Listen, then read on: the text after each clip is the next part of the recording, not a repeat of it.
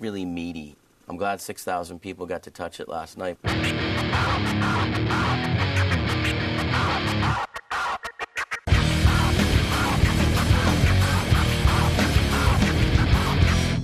Yeah, you can't front on that.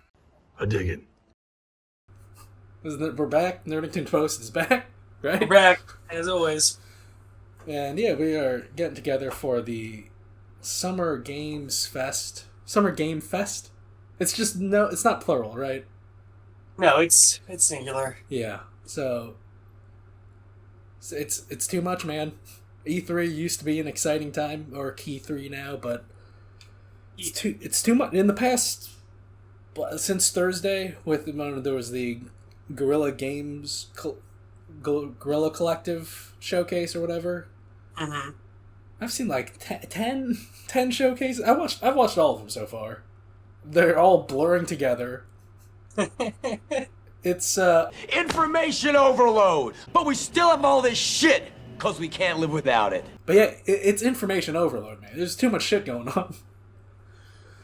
Well, how much of it is the same stuff over and over again? Because a lot of it. I know at Summer Game Fest there was that trailer for Mecha Break, and then at the Xbox showcase there was the same trailer for Mecha Break. Yeah, I like a lot of the indie stuff. There's crossover because there's Guerrilla Collective Showcase. Then there was Summer Game Fest. Then Day of the Devs. Man, I'm gonna have to hit up my what do you call it? My text file. Where is that? There was Guerrilla Collective, Summer Game Fest, Day of the Devs, Devolver Direct, Future Play Direct. Forgot about Devolver. The Wholesome Games Direct, Latin American Games Showcase, the Women-Led Games Showcase, the Future Games Summer Showcase, and then the PC Gaming Show. Yep. And then also tomorrow there's going to be the Ubisoft Forward. There's a lot of like. Forgot about the Ubisoft Forward. Yeah, it's too goddamn much, man. But yeah, funny, dude. And there was a lot. Okay, I watched all of it, but when they're on the repeats, because the indie stuff, they're all buddies with each other and showcasing each other's stuff. Right. So I skimmed through the repeats. Sometimes there'd be new information where I'm like, all right, let's check that out. And then, you know, if something's a farming game, which there are many in this day and age, like, yeah, I get the gist. This is the farming with frog people. This is the farming game with witches. This is the farming game with this graphical gimmick. There's so goddamn the fucking wholesome direct, man. Yep. It's got some gems in it, but again, it's just information overload. It's too much. Right. But the ones that really stuck out to me. But for the longest time, though, now, how much of the 10 did you watch? I saw all of the Xbox One. You have adult shit going on, so. Yeah, I watched all the Xbox One. I watched like 10 to 20% of Summer Game Fest, and that's it. But you caught up on the announcements of the major stuff? Yeah. The wild thing for me is, out of all 10 of them, pound for pound, well, Xbox is number one because Xbox has the money hat. They're just throwing shit out to get like the big trailers and announcements. Right. So like I expect it to be the best show. But until then, the wild card, the Latin American Games Showcase. That was good? That pound for pound, like prior to the Xbox One, that was my favorite in terms of the stuff that was there that interested me the most. Because there was a lot of like pixel art action games, cool RPGs, kind of throwback horror games. It's just a cool showcase, like a lot of games, and you know some of those indies showed up at other shows too. But yeah, I'm looking at the Steam page. It seems kind of cool. Latin America has been slept on as a like game developer place because a lot of these indie games where they'll have kind of a throwback aesthetic to like Japanese games in the 90s, and then like some of them had like Japanese text under the title. I'm like, oh wait, no, that game was made in Argentina. That game's made in Brazil, but they're still like, yeah, Latin America's on the radar now. But yeah, it's just, oh man, it's overwhelming. It's very overwhelming. Like, I watched most of the Xbox showcase because, like, we're getting old as fuck. I was going to a kid's party, so I watched that in the car, and then like caught up on the rest of it, like the back chunk of it on the car ride back. But yeah, which is what we're watching right now, and I gotta tell you, I'm excited for Black Ops 6 solely because the 90s era intrigue, that's like those are the President Bush, Clinton, those are the presidents we grew up with. And then, America was doing some kind of the first war in Iraq, the stuff in the, Eastern Europe. Intriguing stuff. And also anything that has, anything that has Prodigy's Firestarter gets me pumped. So I'm like, yeah, yeah.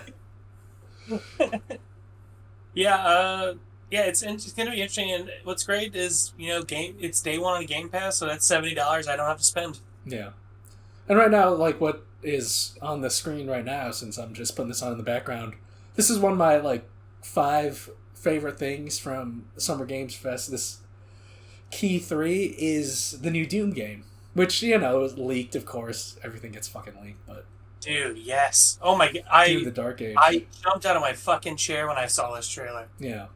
Like we've talked about Doom Eternal on the show a bunch, but like this just looks like it's taking Doom to a whole new level, and I'm so stoked for this game. Yeah, you're riding a fucking dragon.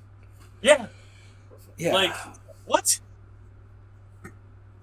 But I need to check. I never got around to the DLC for Doom Eternal, but that wraps up the storyline for the Doom, like the new Doom game. So, and this is the prequel, so like I'm definitely gonna check out Doom Eternal, even though if the Doom Eternal Old Gods, I think, is the DLC is called.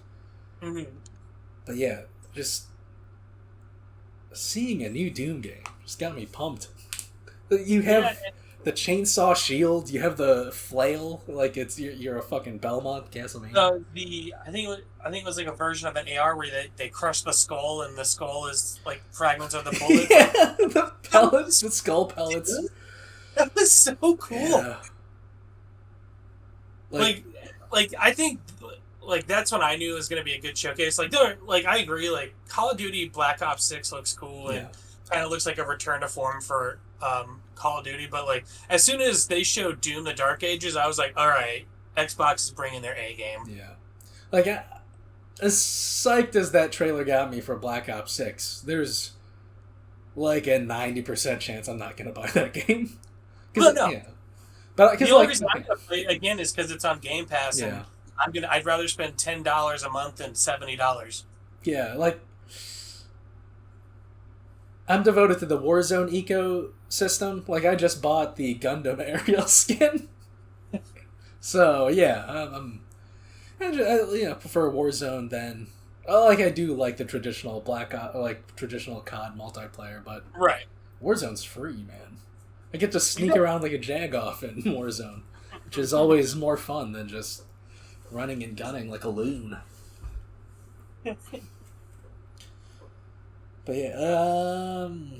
what are some of your favorite announcements? Like I can't even, because there's been so much stuff, I can barely remember the actual Summer Game Fest with Keeley. Right. So I mean, I put my top 5 in the chat, and honestly, for the Xbox showcase, for me, I sat there going, wow, these are all games I could see myself playing. Am I going to play all of them? No. I'm not going to oversell it. Like State of Decay 3 looks cool.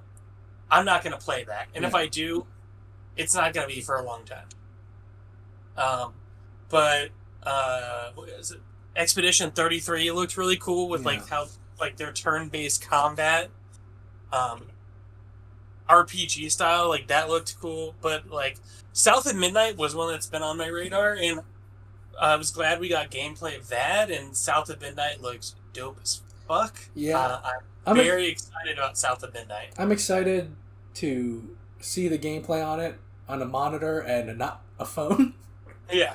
Which is coming up. But yeah, to start off the Keeley thing, I mean, it was leaked and rumored, but Lego Horizon Adventures kind of out of left field, if you didn't know all the leaks, which that's a kind of... So, alright, Sony had their thing also earlier, which people found disappointing, but like, as I've gotten older, you know, like, and also the game industry has changed. Right. I have like a narrow bandwidth for hype, so like nothing's gonna disappoint me, but nothing's gonna get me absolutely pumped anymore, because the games that I care about, like I would love a Front Mission 6, my dream games, are never gonna be announced ever. Right. Those franchises are dead because they're not billion-dollar franchises. Right. Exactly. But yeah, so like Sony is forgettable. There was some neat stuff, but like again, information over, it's already washed away, man. Right. And I think it's really cool to see Sony like go into territory you wouldn't expect with their IPs. Like and Astrobot being the big finisher to their show. Right. Like a big 3D platformer. Yeah. Like that's huge for Sony, who is known for their first party like narrative driven games. Yeah. Just the over the shoulder sad dad game. Yeah. Which they're great. But it's nice to see a fun, joyful platformer get the spotlight. And then, I saw this. Yeah. I saw like this on Twitter about people. Obviously, they were like joking around, kind of trolling and trying to piss off PlayStation fanboys. But people were like, "Yeah, it's crazy how it took a Lego game to help Aloy get an actual personality." And I thought that was hilarious. Because for me, and I think you've even said this, like the games aren't bad, but it just, like, for me personally, the Horizon games don't grab me. Yeah.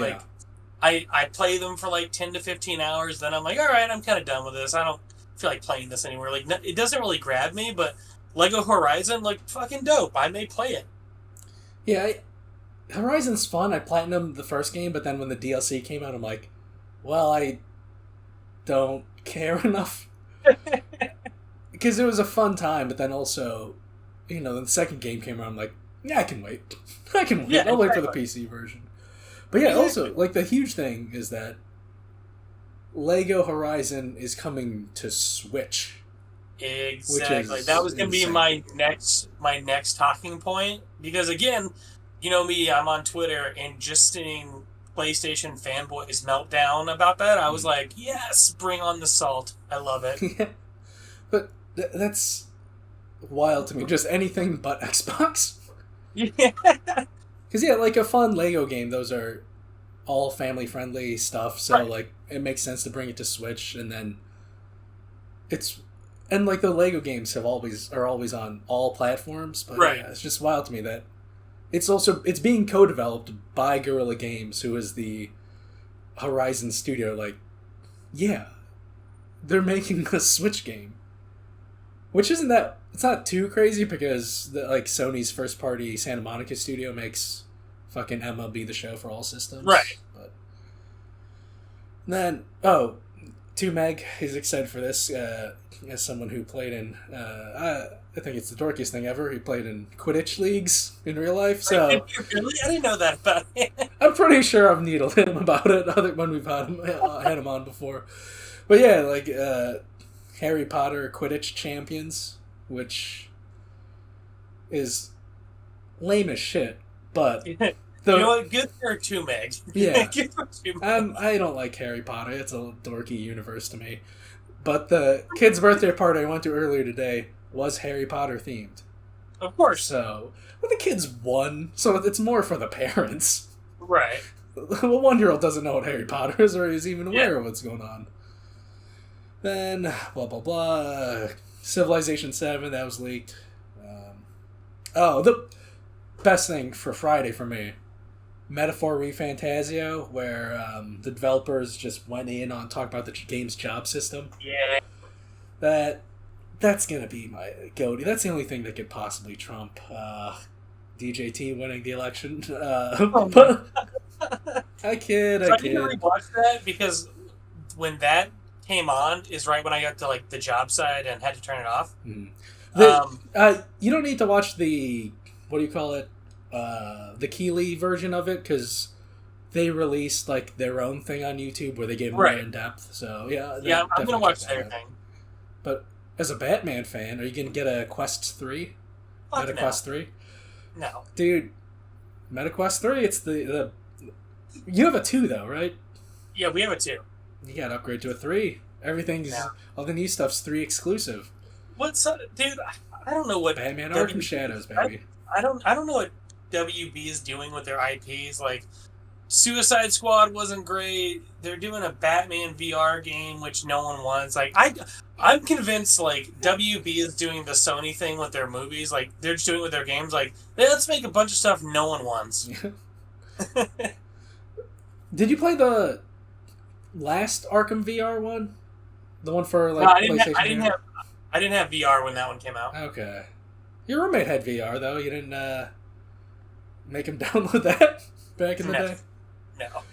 Okay. But yeah, I'm considering getting a Quest 3 mainly because there's gonna be a feature-length Gundam movie in VR. So if I could be in the cockpit of a mobile suit, looking around in a VR headset, that's gonna be awesome. Do you really want to spend? How much does it cost? Like $500? Yeah. That's a. Yeah. That's the thing I have to consider of just like, do I have. Because I'm already planning for when the 5000 series of graphics cards comes out, so I'm like putting money aside for that. Right. Because they're gonna come out like next year, supposedly. Mm-hmm. Or do I want to take like $500, get a headset, finally play Half-Life Alyx, watch this Gundam thing, do the other, like, the 4 other VR games that interest me. And then never pick it up again. Right. See, that's the thing. Like, you get so much more mileage out of upgrading your PC hardware than, like, getting a VR headset. Like, oh, that's a cool gimmick for the 3 weeks I was playing it, and then, alright, I'm gonna put you back in a box. And then you're just gonna end up updating your graphics card anyway, so... Yeah. Yeah. I did see that Blumhouse announced a bunch of games. Yeah, they started. They're going to be publishing horror games, which is cool.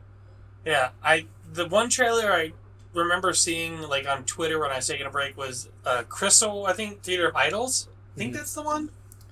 That looked cool. Yeah, that's one of those things where, again, information overload. That one announcement had like 4 or 5 announcements inside of it. Exactly.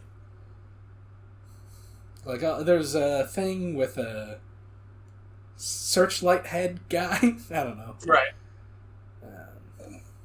But if you do upgrade to a Quest 3, it's being developed by Camouflage, which they've made good VR stuff in the past. They made like a stealth game.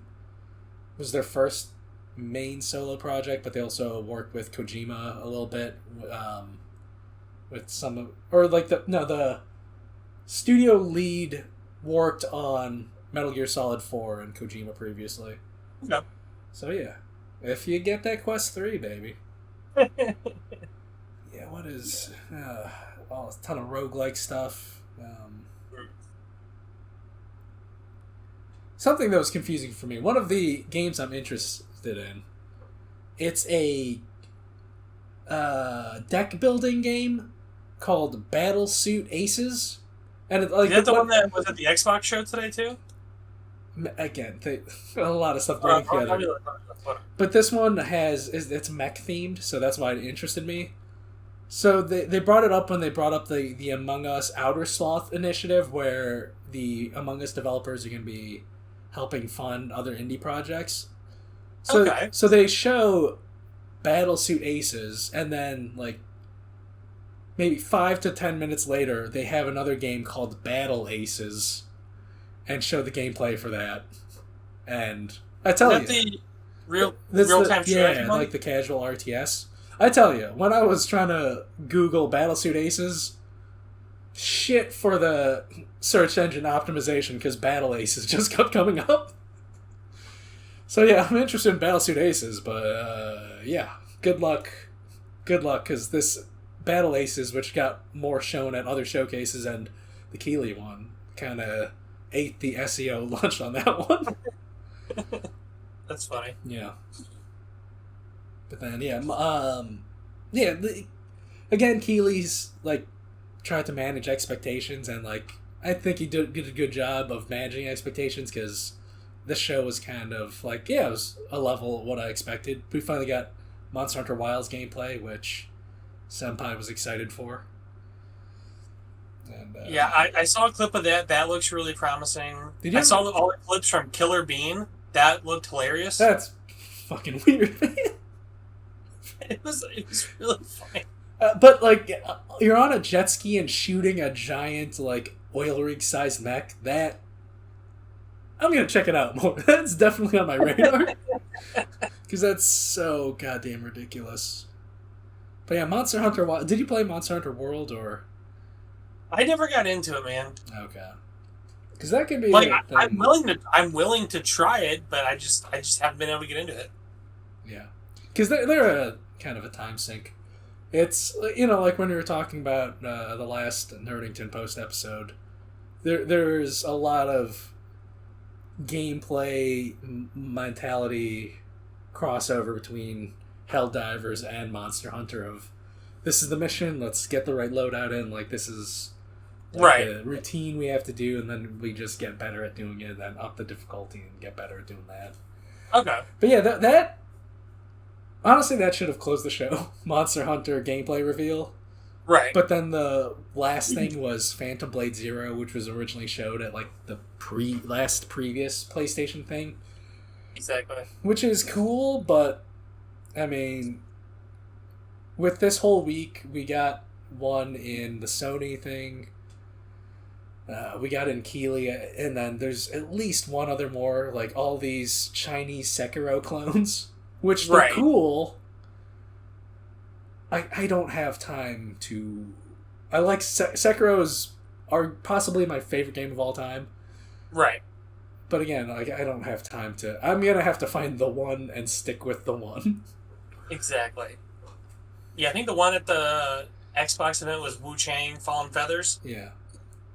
Like, it looked cool, but again, I agree. It's like a Sekiro clone, so it's like...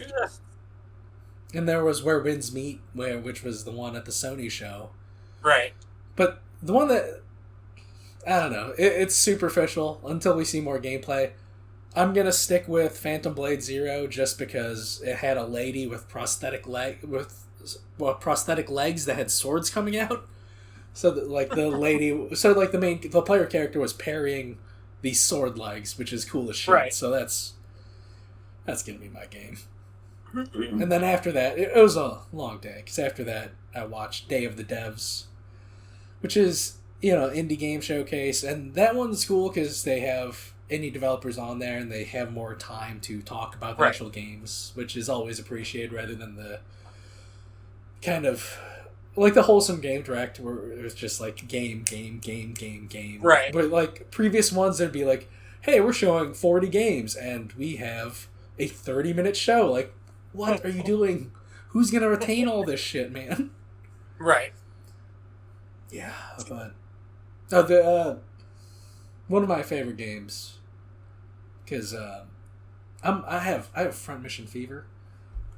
I played the Front Mission 2 remake that came out on Switch last year and just came out on PC. Mm-hmm. But that is in a strategy RPG franchise that I love. The second game never came out in the US until last year, so the PC version came out. Played that. Then found the manga, read the manga of Front Mission, which was awesome, and then this beautiful game on the Guerrilla Games Collective, Krieg's Front Tactics. Apparently they've been showing it for a while now, but it's getting closer to development. But yeah, it's an indie Front Mission. Because Square Enix are fucking cowards, and they'll never make a proper Front Mission 6. They'll make a third-person shooter spin-off, and it bombs because it sucks ass. They'll make a weird stealth survival game spin-off, and it bombs because it sucks ass. But they'll keep tapping into the franchise and not make the thing that the thing's known for. So leave it to indie developers to just bring back your hopes and dreams. And Krieg's Front Right. Tactics looks cool. The full game there's a demo out now, which I've downloaded, have yet to play it. But yeah, I'm excited What's for it called? Krieg's Front Tactics. It's being made by Indonesian developers, and the fictional world is kind of set of like a fictionalized 1970s, so I'm assuming there's going to be some commentary of the fun stuff the U.S. was doing in Southeast Asia. But yeah, there's going to be a prologue that comes out July 18th, so I'm going to play that and have a great time, baby. Hell yeah. Yeah. And I can't remember anything else that came out of the Guerrilla Games Collective. Well, I can probably think of some things. But, again, they showed up at like 3 other showcases. Like, Right. Sky Oceans? Oceans of Skies? Or something? Did you ever play, what was that? There was a RPG where you're like sky pirates. It was on Dreamcast and GameCube.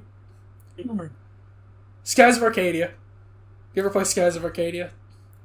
Okay, That was if it came out on like 20 Dreamcast. That was fucking a long 20 time years ago. ago. Man, like I don't remember if I did. So it looks very inspired by Skies of Arcadia because you're sky mercenaries trying to put together a crew and you're flying ships around. So that one looked really cool, but it like showed up on like 3 different showcases. But and part of it why the Latin American Games Showcase was my favorite because it turns out that one had a Latin American development team. Nice. And that's one of the things I'm most interested in. So I'm excited to see more gameplay of that. Yeah, goddamn! Yesterday was such a fucking blur. They have the Doves. Devolver Direct was also Friday night. But yeah, it had like the the Devolver. They have their wacky charity showcases. This one was cool though because they shot this one like a short film, where it was. It's like. Oh, they shoot it like a thriller or horror movie where it follows. Because they have their fake mascot Volvi, so it follows Volvi's biggest fan, and he's going to throw a birthday party for Volvi, and it's creepy and eerie, and every now and then they sprinkle in game announcements. So that was cool. Right. That was cool. But again, there's a... I'm excited for Hyper Light Breaker, which is being made by Heart Machine Games, which is a roguelite follow-up to Hyper Light Drifter. But that game, Heart Machine, the big thing they showed was that Heart Machine's also making a side-scrolling game. Whose name I don't... Oh, no. Possessors. It's called Possessors, which reminds me, you need to watch Brandon Cronenberg's Possessor, because Brandon Cronenberg is also making one of the games that Blumhouse is publishing. Really? You gotta get caught up on Brandon Cronenberg, dude. Okay. Watch Possessor, and then watch the trailer for Possessors, which may or may not be a sequel to Possessor. Yeah. It's not, but one can hope. One can dream. One can hope. But you didn't watch anything Saturday? No. I was out, man. Yeah. So there was the Future of Play Direct, the Wholesome Direct, Latin American Games Showcase, the Women-Led Games Showcase, and then the Future Games Summer Showcase, which... It was all back to back to back. I watched 3 of those in a row, and then I had to then I caught up on the Future Play Direct, like late at night, and then the Future Games Showcase late at night, I think. But yeah, to be sexist, the Women-Led Games Showcase was the lamest of all those. Well, the thing is, after that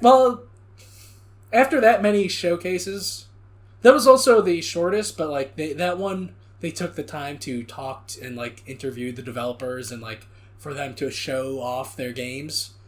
Because with fucking...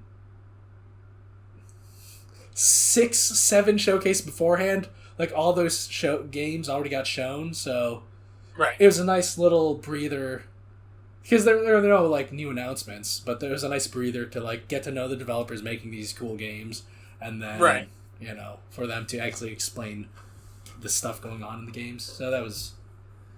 I was being cheeky about saying it was the lamest, but if you like to know who's making your games, definitely check that out. Definitely check out the Latin American Games Showcase, because they had segments where they were talking to developers. A third of it I didn't understand, because, you know, some of the people only spoke Spanish, so that's... and I refuse to turn on the closed captioning.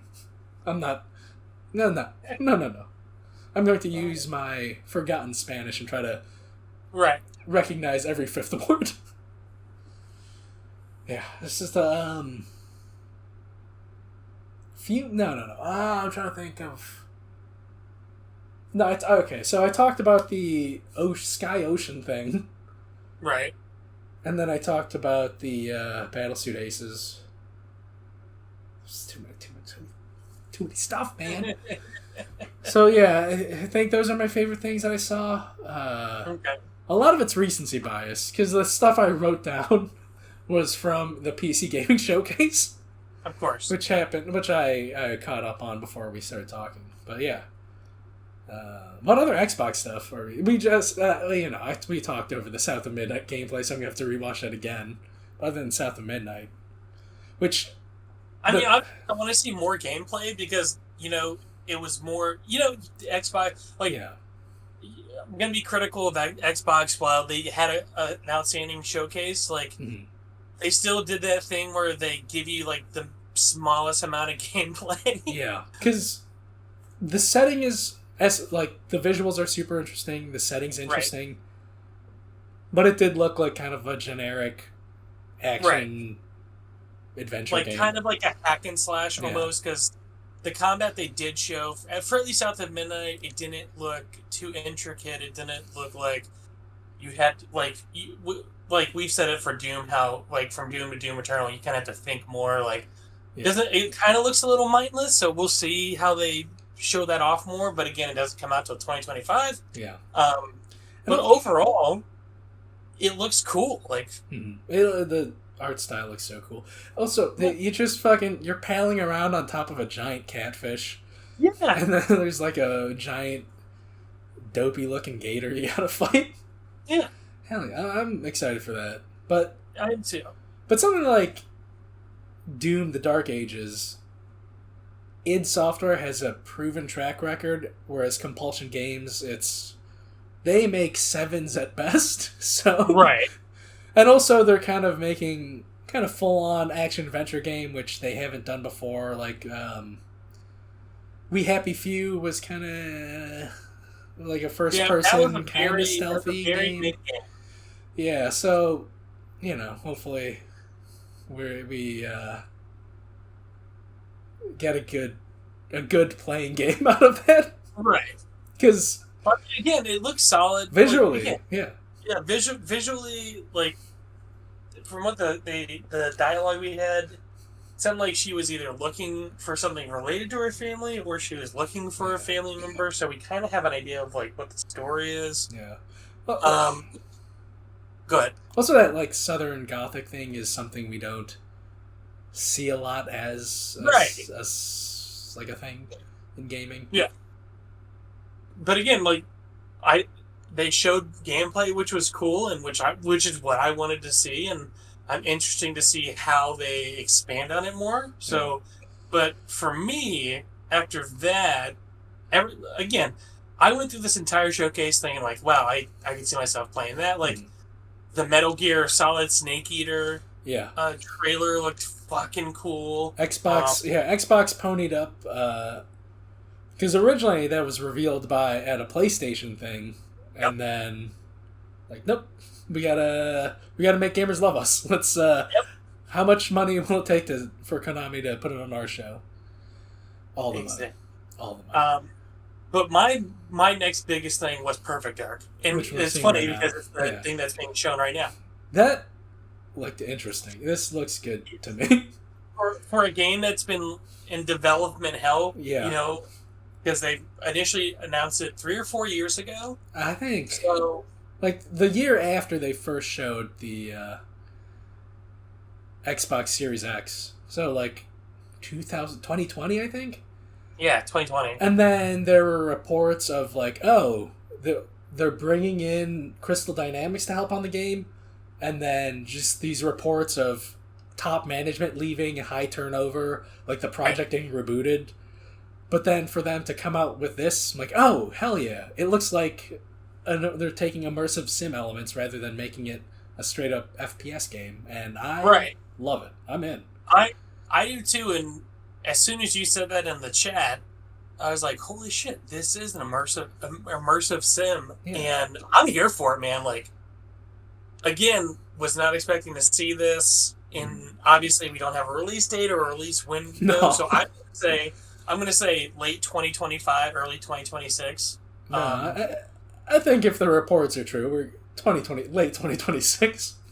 Yeah. But I mean, everything they showed, like, I had my bar was really low for this, and then like I'm like, all right, this is a day one buy for me as of right now. This is, I'm more excited for this than Doom: The Dark Ages. It's again like the pedigree thing is of I know id's gonna be, we know id like a new Doom game's gonna be fucking great, right? But this kind of game appeals to me more. It's just all the reports of this shit development this has been going through. So hopefully it turns out good, and hopefully this isn't like a thing of, oh, we put together this vertical slice and then like we don't actually have the game other than what we've shown here so far. Right. But yeah, other like the stealth, the exploration, like I'm in. Yeah, I'm in too. After Embracer killed the Deus Ex game that was in development, like, I'll take it, man. I'll take this. Exactly. Yeah, I agree. And then, honestly, Fable would have been on my list, but again, they really didn't show much of Fable. Like, they showed a little bit, like, again, the classic Xbox thing of a little bit of gameplay, more cinematic. But, I mean, we got a release window, so 2025, which means we'll probably see something at their February showcase, whatever they usually do at the end of the year. The insides, whatever thing they do. Yeah. Where they, Studio Insider. Yeah. I wish I remember what it was actually called. But when they do like they go in depth on like the 4 main releases that they're going to do. So yeah, I'm excited to hear about Fable. I think that's when we'll see Fable again, South of Midnight, and whatever else they have announced for 2025. Yeah. But I mean, Fable looked piece cool of shit, and Matt Booty. Yeah, fuck him. Yeah. Oh man, did you see that? John Johannes, the director of Evil Within 2 and Hi-Fi Rush, he had a nice retweet. Like there was a post of Matt Booty saying like, Xbox, we're looking for like smaller, critically acclaimed games that we need to release for Game Pass, and then John Johannes just responded with a picture of one of the characters of Hi-Fi Rush going like because it happened fucking right after the studio got closed down. Yeah, it's just. I mean, Go ahead. No, because it is like ever since they spent $69 billion on Activision Blizzard, like Microsoft, the larger entity, put that spotlight on Xbox. So like, it's coming from higher up than Matt Booty, Sarah Bond, and whatnot, but they're still at the top of the Xbox division, so it falls on them. They're still the face of they are the face of Xbox gaming, Mm-hmm. So like I agree. Was it the CEO of Microsoft who was like, "Hey, you got to do this"? Yes, absolutely. But at the same time, like, we don't know if they fought for the studios, but it's just kind of like you said, for Matt Booty to come out the day after they do that to say we need smaller games, like, bro. Hi-Fi Rush wasn't a game. It won a game award. Yeah, it was one of the hottest games of 2023. Didn't it win a Grammy? It won like a lot of awards outside of gaming too. Yeah, it for did. like the audio design. Yeah. But yeah, it's I don't know that. I mean, I like it sucks. Like, but Matt Booty is like, come on, dude, don't say shit like that. Yeah, if they have to like even out the books and shut down the studio, fucking, they could have picked not the Hi-Fi Rush developer, right? Because a lot of it, especially when they talk about how they want a presence in Japan and then close their only Japanese studio. Because the reports where they closed studios that didn't have active development on, like, oh, you're already halfway through a project, like, let's keep you. But these guys were at the start of, or like just pitching product. So it makes sense. It makes sense from a business standpoint, but it's, I don't know. It sucks. It still sucks. It still sucks. And it doesn't help your situation when whatever Matt Booty, I don't remember what his title is, when again he comes out the next day saying we need titles like Hi-Fi Rush for our game catalog. I think he's head of studios. Yeah. Sarah Bond is head of Xbox. Booty's head of Microsoft Studios, and then Phil is up the president of... He's head of Microsoft Gaming. So that's like, Right. Yeah. But anyway, they still have to answer to like the Microsoft CFO, CEO, and all that stuff. So. Satya or whatever his name is. Satya Nadella. God bless you. But yeah, Fable would have been on my list if they showed more. But again, like, we'll probably get more when they do their early showcase in 2025. Yeah. The new I thought the Microsoft Flight Simulator looked cool, but now that there's kind of a job system dude. there's a job system in Microsoft Flight Simulator. They got the Goodyear blimp. I know. That's so funny. Oh, this is a gory trailer. When I saw this, I'm like, ugh. This is like, is this the grossest Diablo trailer they've had so far? Probably. With all the body horror. I mean, oh, come on, man. It's a lot for Activision. Yeah. Or Blizzard, excuse me. Yeah, it's like with Diablo 4, like, oh, people like the metal and horror of Diablo 2, and then they like cranked it up to 11. Mm-hmm. Which is cool, but like, I don't need to see an arm splitting open right now. I'm trying to talk about Matt's booty. Well, yeah, what other games are you hyped for? Let's see. We talked about Doom, South of Midnight, Perfect Dark, Avowed, and Gears of War E-Day. But obviously, Gears of War is at least minimum 2 years away because they just showed cinematic for that. That's looking good, though. But it looks like they're going to go back to what made Gears great. So like that kind of like that horror vibe. Yeah. Well, you don't like that? I liked Gears 5, man. I liked Gears 5. I liked Gears 5 too. Well, the thing with I'm hoping with a prequel they don't go fully back on the stuff they added to Gears 5. Right. Because I like the more open stuff going on. And also, I guess they're leaving that story on a cliffhanger. I'm just like, fuck it, Kate Diaz and JD or whatever. Like, the fans don't care about it. Cool. Yeah, it's cool. Let's just see ya. We're going back to young Marcus and young Cole? No. Dom? Cole was one of the main dudes. Dom. Cole, Marcus and Dom. Back. Marcus and Dom. Yeah. I never beat the first game. I didn't like it. I don't like how those games feel. I agree. Like, so I liked Gears 4 and Gears 5, but again, like the kind of like dark tone and like more gory horror theme tone I also like. So it's a win for me. Like I'll be happy. Yeah. Part of what I liked 5 is also the art direction too. Like it had a whole more vibrant color palette. Mm-hmm. And I hope they just don't go all dark and brown with E-Day. I mean, I'm sure it'll still be color because you got a lot of vibrant red when they showed like the pits opening up. So I don't know. Also, like the more varied environments rather than just like this urban colony just getting eaten up by locusts. Right. But I'll check it. I might check it out. Fucking Gears 5 I'm excited for yeah, it. I had a good time with Gears 5.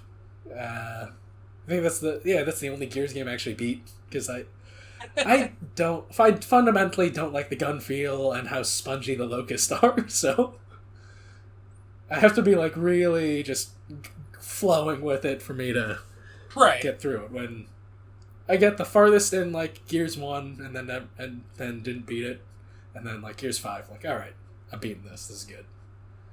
Oh yeah, we got Fable going on now. Yeah. But also with go ahead. Also with the Gears studio, fucking Gears 5 looked amazing. They're gonna push Unreal and like to the limit, and then like on console and PC, and then when like the Series X came out, like the graphical improvements they made to Gears 5, and they went back and like, I don't know, I trust that studio to make a very pretty, very well played game. Same.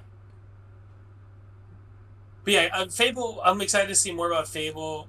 We got another look at Indiana Jones, which I'm excited for because it's Machine Games and they usually deliver. It will be interesting to see because they're mainly known for gunplay. But they show a lot of hand-to-hand combat and melee combat, so we'll see. But again, it's Machine Games, so you know they have a good track record, so we'll see. But I'm excited for Indiana Jones. See, as a character in a franchise, I don't care that much about Indiana Jones. I'll play it because of Machine Games, but I want Wolfenstein. Like, because that's another Xbox thing of, last game ended on a cliffhanger? See ya. Fuck it. You're not getting that. You're not getting that, man, because Todd Howard loves Indiana Jones, and he's going to make us play an Indiana Jones game. Yes, he is. Yes, he is. Yeah. And he's Machine Games' boss. That's right. Is this another hero shooter? Yeah, with decks. Oh, with the deck building. Yeah. I remember seeing this was briefly. the one I thought you were talking about earlier. No. Hero shooters are back in, baby. But that's a cool element of like initiating big head mode and so like, just having those different abilities to change gameplay. Like another thing I noticed about the show, Xbox doesn't have anything coming out at the end of this year. Actually, they do. So it Call was of Duty? Other than that, no. So Avowed is okay. I got November. I release think date. let me see the date that was announced. Hold on. Because, like, yeah, Sony got shit because, like, oh, you're not showing anything that's, like, first party or coming this year other than Astrobot. But, like, Avowed's gonna do well, but it's gonna do, like, Outer Worlds well, you know? It's not gonna blow people's minds. I think... I'm so scared about... Man, Avowed. Don't talk about it. Don't speak it into existence. Yeah, so...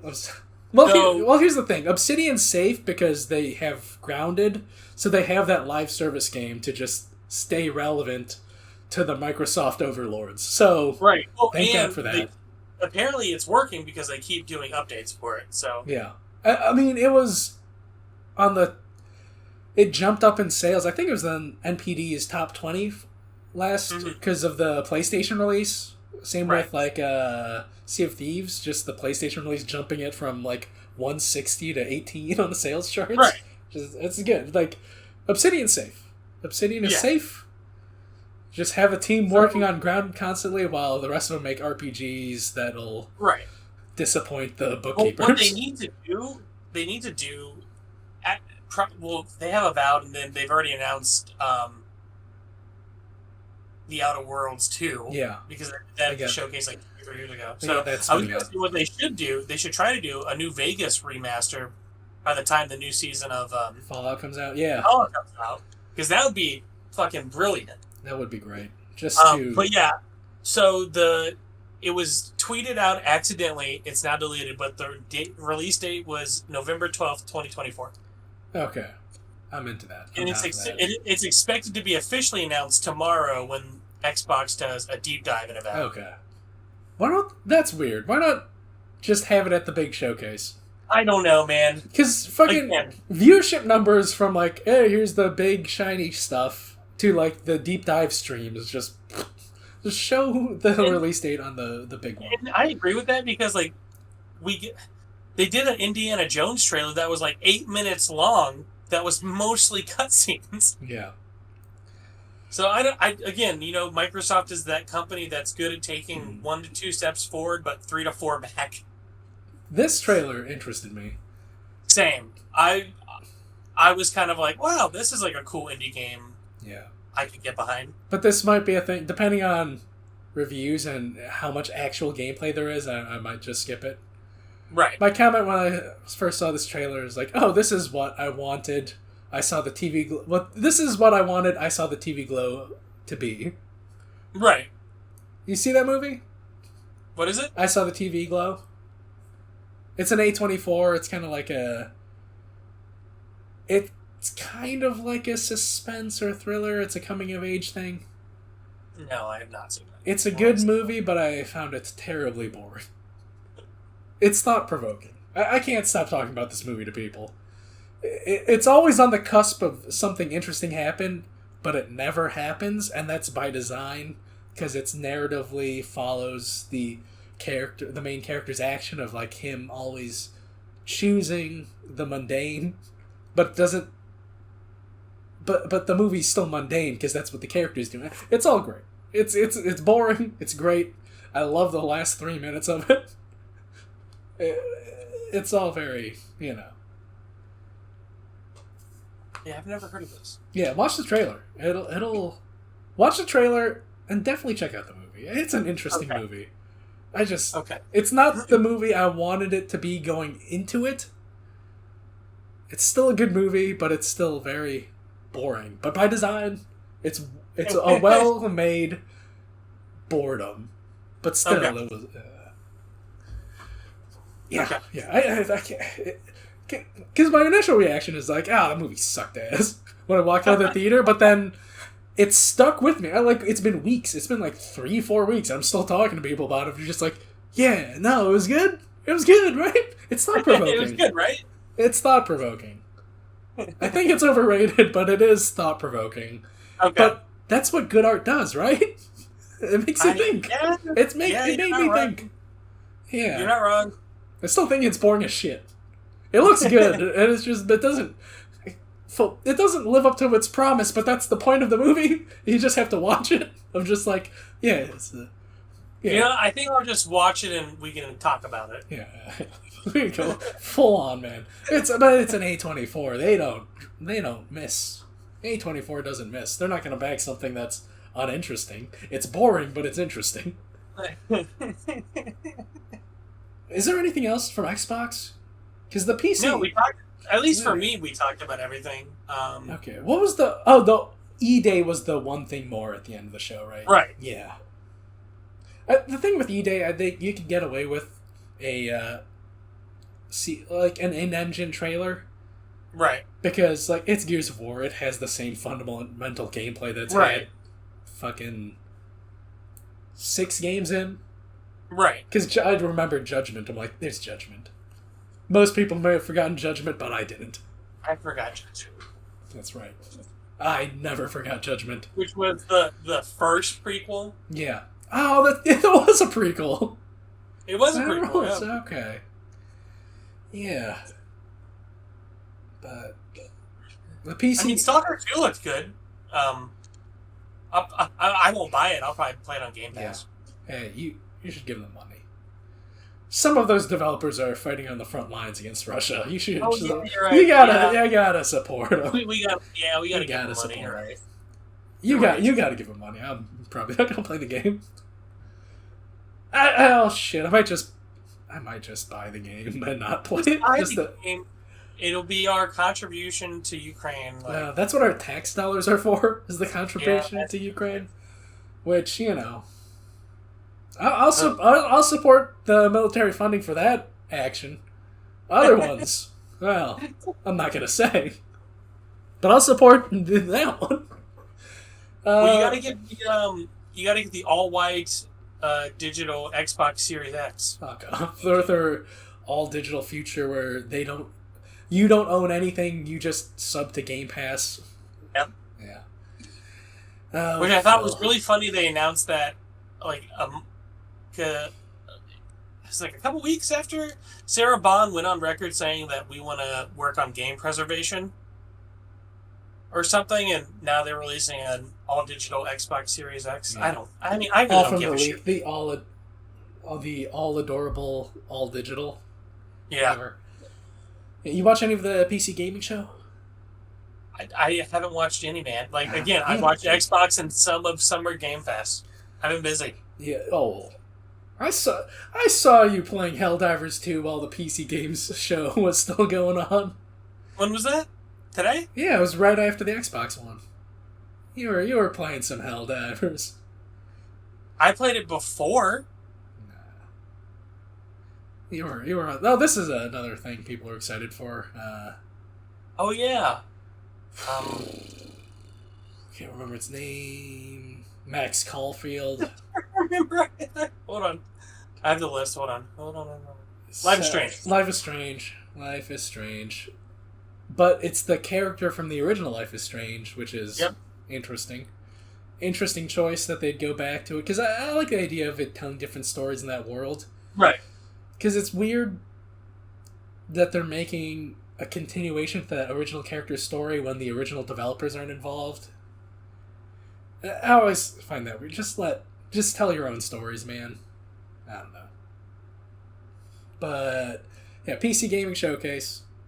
I had a good time. That had some exciting announcements for me personally.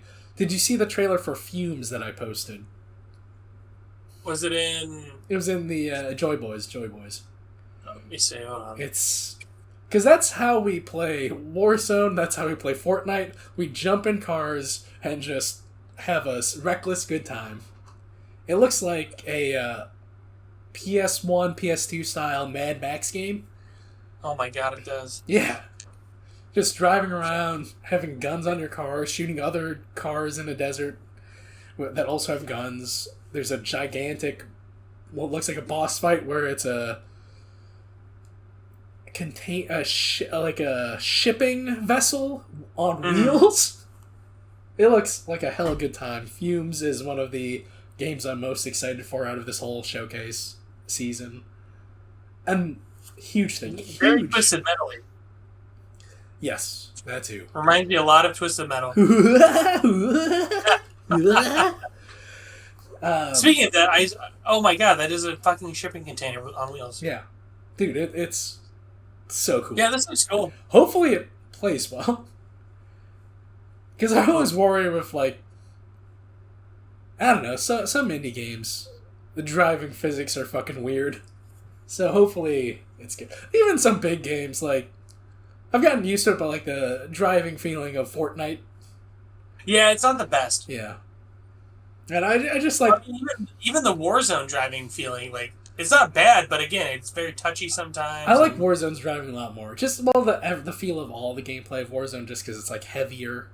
Right. Whereas in Fortnite, they want you to be doing stupid jumps and, like... Right. Doing wacky shit with it, which I get, like, why it's tuned to be more floaty or, like, looser. Yeah. But yeah, hopefully Fumes controls well. The other big thing...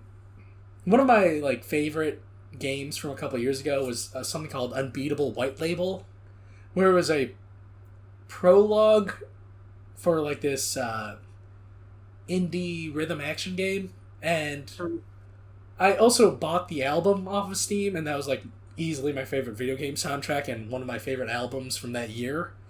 Unbeatable White Label. Check out the prologue on Steam now. Check it out. It's free. Yeah, Unbeatable. It got they had a re-announcement trailer because it kind of went dark for a while, but it's back on the map. They found a publisher for the game, and it's coming out in 2025. It just looks so cool, man. Unbeatable. Check it out. Unbeatable, unbeatable, unbeatable. I'll repeat it again. Unbeatable. I have Unbeatable White Label. Yeah.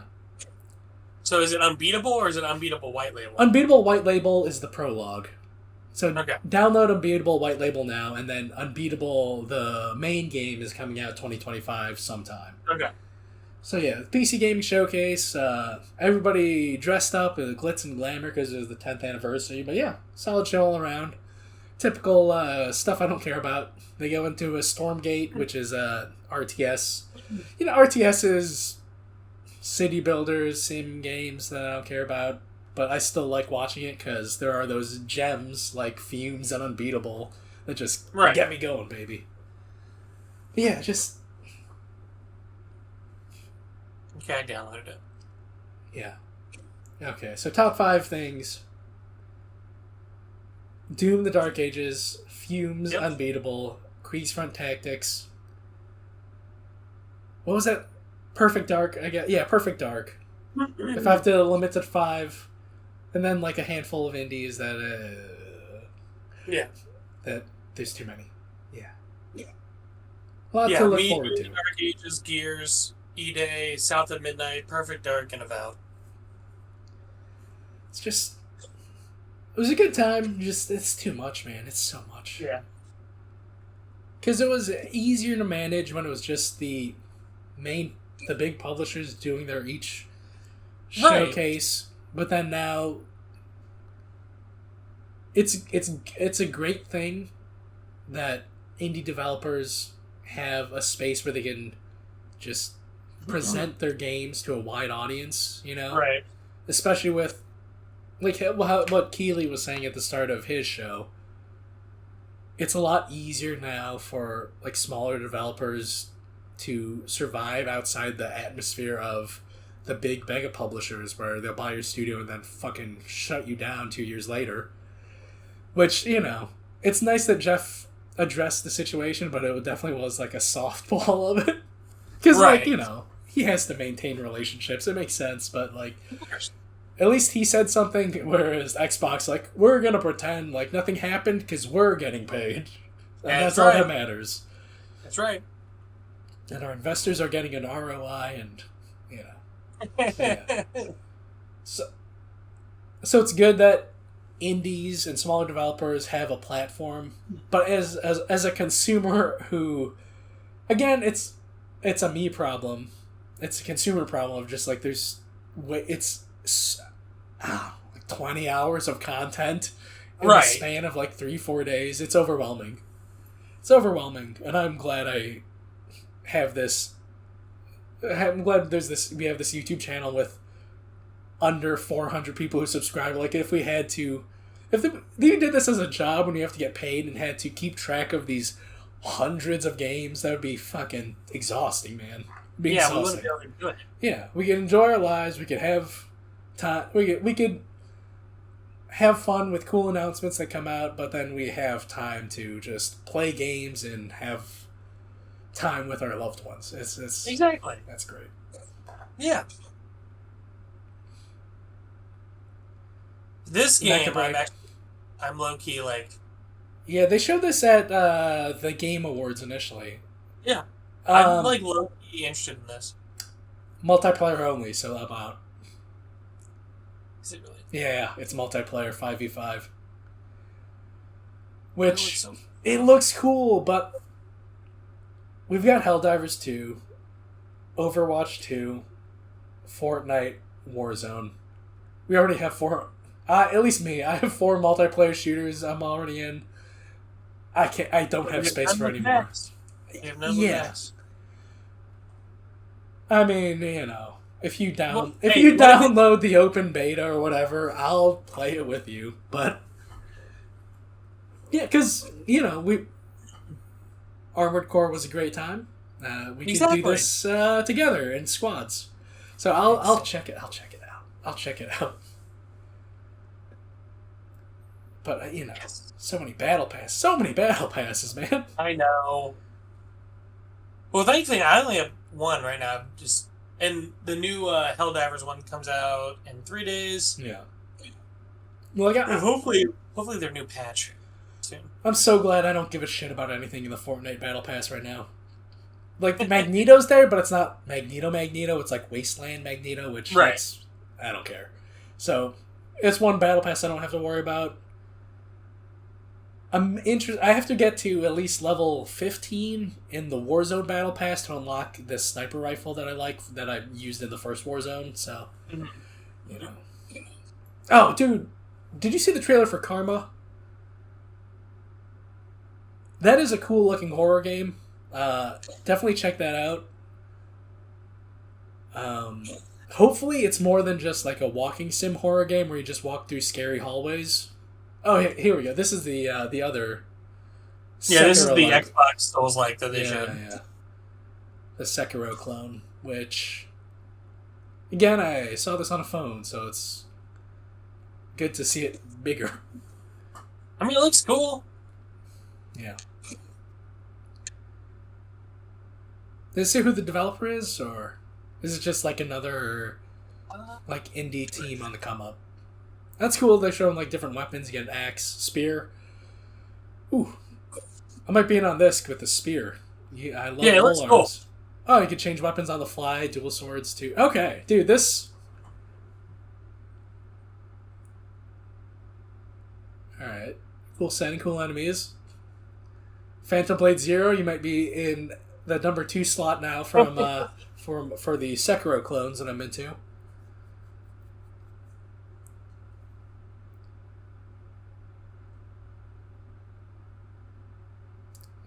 It's 505. Lindsay. Okay. All right. Is it Karma the Dark World? Yeah. But yeah, Hours ago. I guess Yeah, I'll watch. I guess that's it for our Summer Games Fest hype.